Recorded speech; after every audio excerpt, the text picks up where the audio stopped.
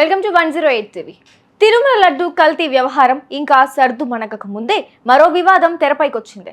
ఈసారి శబరిమల ప్రసాదంలో కల్తీ జరిగిందంటూ ఇప్పుడు మరో ప్రసాదంపై వివాదం రేగింది. శబరిమల ప్రసాదం అరవణలో కల్తీ జరిగిందని, అందులో మోతాదుకు మించి క్రిమి సంహారకాలు కలిశాయన్న విషయం బయటకొచ్చింది.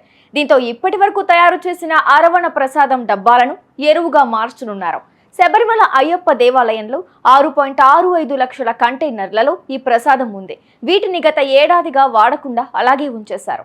ప్రసాదం తయారీలో ఉపయోగించిన యాలకుల్లో ఆమోదించదగ్గ స్థాయి కన్నా అధిక మోతాదులో క్రిమి సంహారకాలు కలిసినట్లు ఆరోపణలొచ్చాయి. అందువల్లనే అరవణ ప్రసాదం పంపిణీని నిలిపివేశారు. అయితే అరవణను పెద్ద మొత్తంలో పారవేయడం అధికారులకు అనేక సవాళ్లను తెచ్చిపెట్టింది. అటవీ ప్రాంతాల్లో పారవేసేందుకు అధికారుల నుంచి వ్యతిరేకత ఎదురైంది. దీంతో భక్తుల మనోభావాలు దెబ్బతినకుండా ఉండటానికి టీడీపీ దానిని శాస్త్రీయ విధానంలో పారబోసేందుకు టెండర్లను ఆహ్వానించింది.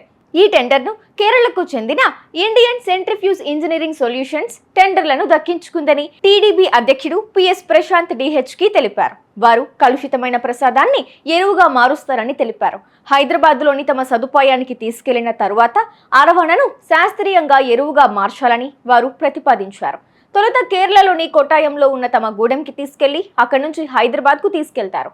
అరవణను శాస్త్రీయంగా పారవేసేలా టీడీపీ అధికారులు చర్యలు తీసుకుంటారని తెలిపారు. బియ్యం, బెల్లంతో చేసిన అరవణ శబరిమల అయ్యప్ప ప్రధాన ప్రసాదం. అంతేకాకుండా శబరిమల పుణ్యక్షేత్రానికి ప్రధాన ఆదాయ వనరులలో అరవణ ప్రసాదం ఒకటి. గత ఏడాది అరవణ విక్రయం ద్వారా వచ్చిన ఆదాయం దాదాపు 147 కోట్లు.